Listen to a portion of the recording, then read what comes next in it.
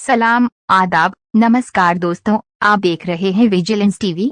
जनपद शामली के तेज तर्रार अपर पुलिस अधीक्षक कानून व्यवस्था के नायक ओपी सिंह का लोगों को भावुक संबोधन।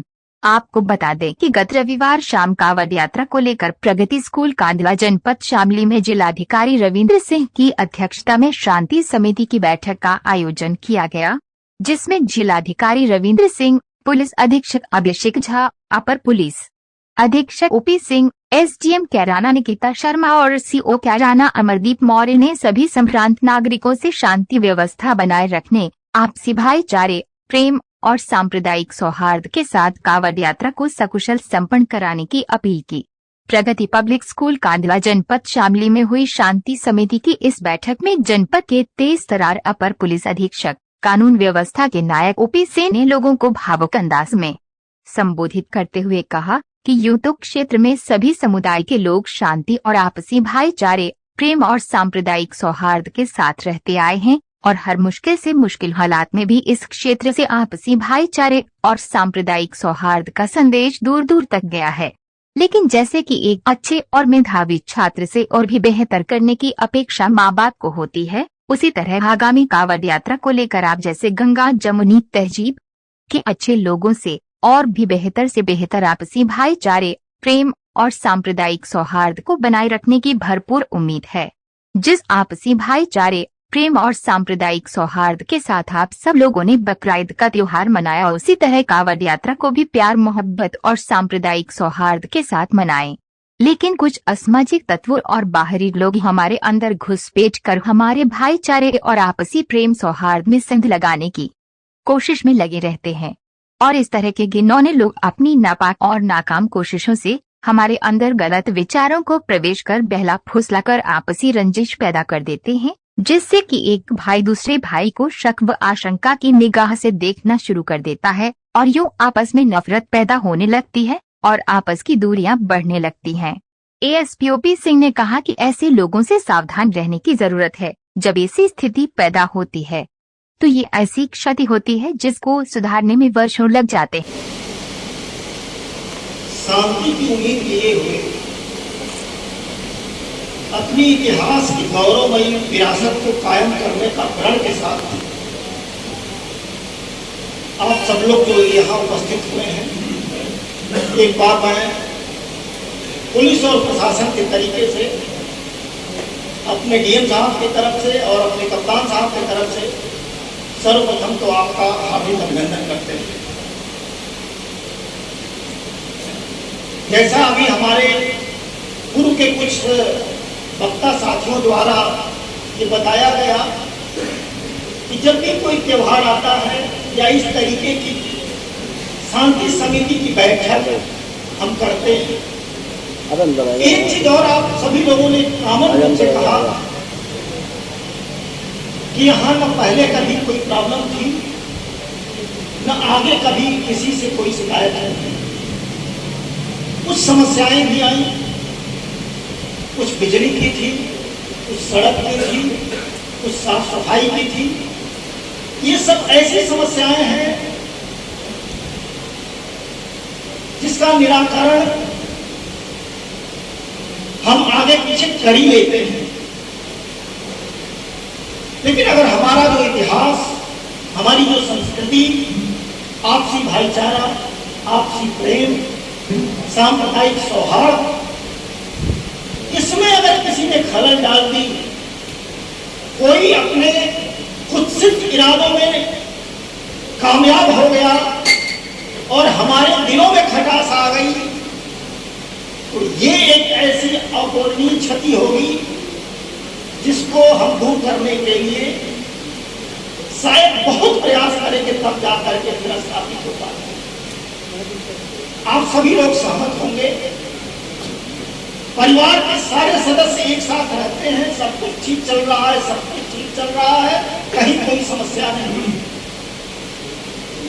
लेकिन कोई बाहरी व्यक्ति अगर किसी इरादे से उस परिवार में प्रवेश करता है, उस परिवार के किसी कैंडिडेट से दोस्ती करता है, धीरे धीरे उसको मोटिवेट करने का प्रयास करता है, अपने नापाक इरादे को कामयाब करने के लिए कुछ विचार धीरे धीरे उसमें थोपने का प्रयास करता है, और एक भाई जब दूसरे भाई के प्रति आशंका की निगाह से देखना प्रारंभ करता है, वो क्षति ऐसी क्षति होती है कि शायद उसको दूर करने में बरसों लग जाता है।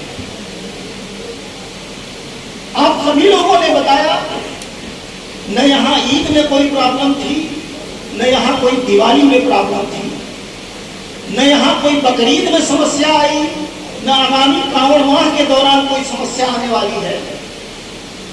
लेकिन आप सब लोग जानते हैं, सोसाइटी में कहा जाता है कि अगर कोई लड़का बहुत पढ़ने लिखने वाला हो, हाई स्कूल में बहुत अच्छे मार्क्स आ गए हों, इंटरमीडिएट में बहुत अच्छे मार्क्स आ गए हों, या हर तरीके से उसकी गणना एक अच्छे स्टूडेंट के रूप में हो रही हो, तो फिर परिवार की ही नहीं, उस समाज की उसको लेकर के कुछ ज्यादा ही एक्सपेक्टेशन हो जाती है। उसी तरीके से शामली जनपद अन्य अवसरों पे अनेकों न जाने कितने अवसर, मैं 2013 तक नहीं जा रहा हूं, लेकिन निसंदेह आप सभी लोग गवाह हो कि पूरे पश्चिमी उत्तर प्रदेश को न जाने कितने अवसरों पर कम्युनल हार्मोनी की शिक्षा आपके द्वारा दी गई है। आपने दिखाया है हिंदू, मुस्लिम, सिख, ईसाई, धनी, गरीब, निर्धन, धनवान, शिक्षित, अशिक्षित, पढ़ा लिखा हो ना हो, व्यापारी वर्ग हो चाहे अन्य लोग भी हो, कैसे प्रेम के साथ हम एक साथ रह सकते हैं।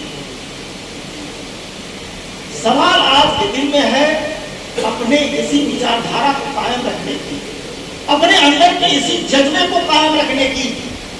आपके अंदर जो आपसी भाईचारा और प्रेम का मिसाल जो आप दे रहे हो, जो आपके अंदर की लौ है, इसको कभी बुझने न देने की जरूरत है। और इसमें सबसे ज्यादा खतरा किससे होता है?